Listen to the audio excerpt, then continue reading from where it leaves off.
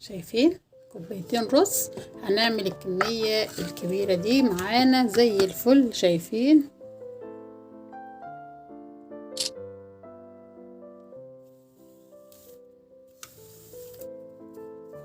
السلام عليكم ورحمه الله وبركاته. ورحمه الله، اخباركم ايه؟ النهارده هنعمل مع بعض كفته الارز بطريقه سهله جدا وسريعه. كل المكونات معانا زي ما احنا شايفين. معانا لحمه مفرومه، معانا هنا كزبره وشبت، ومعانا بصل، ومعانا الرز مغسول ومنقوع حوالي ساعه، ومعايا كمان معلقه توم مفروم. تمام، هضرب المكونات دي كلها مع بعض، نرجع مع بعض نضيف التوابل بتاعتنا ان شاء الله.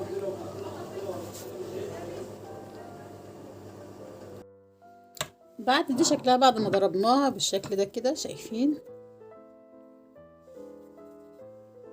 تمام، نبدأ بقى نضيف البهارات. معايا كزبرة وملح ومعلقة من السبع بهارات وكمون وفلفل أسمر ورشة من كربونات، وده اللي هيخليها تمسك معاكي، مش هتفك معاكي خالص. تمام، هقلب بقى ده كويس جدا ونرجع تاني مع بعض نشوف باقي الوصفة بتاعتنا النهاردة. وبعد ما قلبتها بالشكل ده هجيب شوية زيت صغيرين خالص عشان تبقى بس سهلة معايا لما اجي اشيلها ما تتقلش.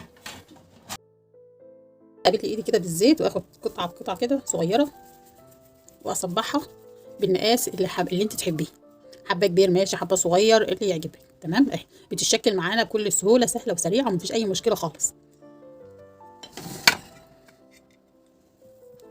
شايفين العجينة معانا ممتازة. طب انت لو ما عندكيش كبه هتعملي ايه؟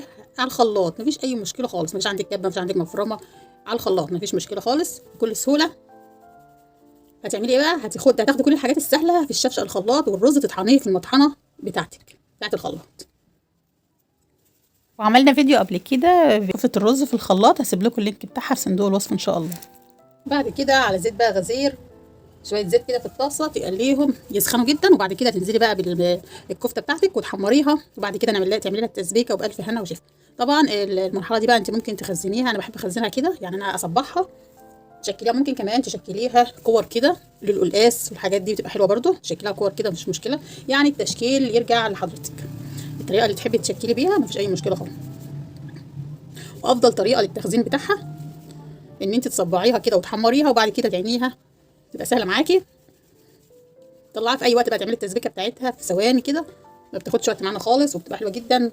عندك عزومه، وبعدين بقى تخزينات رمضان، كل سنه وانتم طيبين، خلاص الايام بتجري.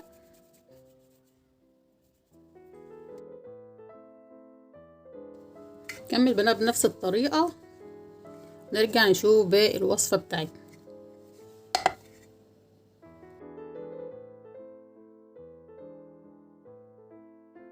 شايفين كوبايتين رز، هنعمل الكميه الكبيره دي معانا زي